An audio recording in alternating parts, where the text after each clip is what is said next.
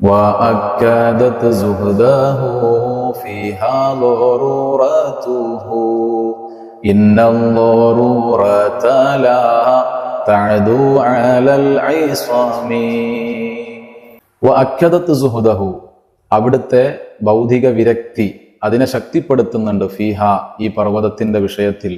അഥവാ പർവ്വതങ്ങൾ വന്ന് സ്വർണമായി അങ്ങേക്ക് സമർപ്പിച്ചോട്ടെ എന്ന് ചോദിക്കുമ്പോൾ വേണ്ട എന്ന് പറയുന്ന അവിടുത്തെ ആ ഭൗതിക വിരക്തി. ഈ സുഹൃദ് എന്ന് പറഞ്ഞാൽ അത് സമ്പത്ത് ഇല്ലാതിരിക്കലല്ല, മറിച്ച് പണത്തിനോടും സമ്പാദ്യത്തോടുമുള്ള ഹൃദയബന്ധം ഇല്ലാതിരിക്കലാണ്.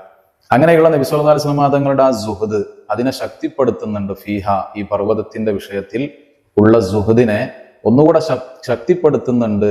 ദറൂറത്തുഹു അവിടുത്തെ ആവശ്യങ്ങൾ, അത്യാവശ്യങ്ങൾ.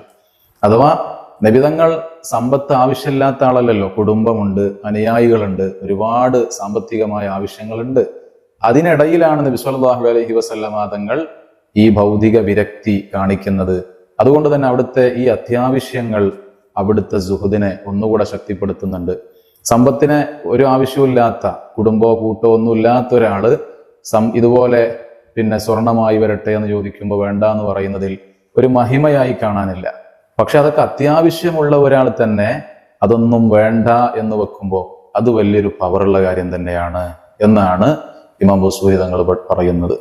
ശേഷം പറയുന്നു, ഇന്നദ്ദറൂറത തീർച്ചയായും അത്യാവശ്യങ്ങൾ ലാ തഅദു അലൽ ഇസ്വമി ആ അത്യാവശ്യങ്ങൾക്കൊന്നും പാപസുരക്ഷിതരായ ആളുകളെ, അമ്പിയാക്കളെ തോൽപ്പിക്കാൻ കഴിയില്ല, അതിജയിക്കാൻ കഴിയില്ല.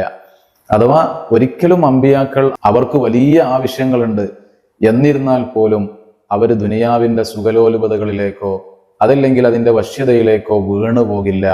അള്ളാഹുവിനെ മറക്കുന്ന ഒരു സാഹചര്യവും അവരിൽ നിന്ന് ഉണ്ടാവുകയില്ല എന്ന് ഇമാം ബൂസരി തങ്ങൾ പഠിപ്പിക്കുകയാണ്.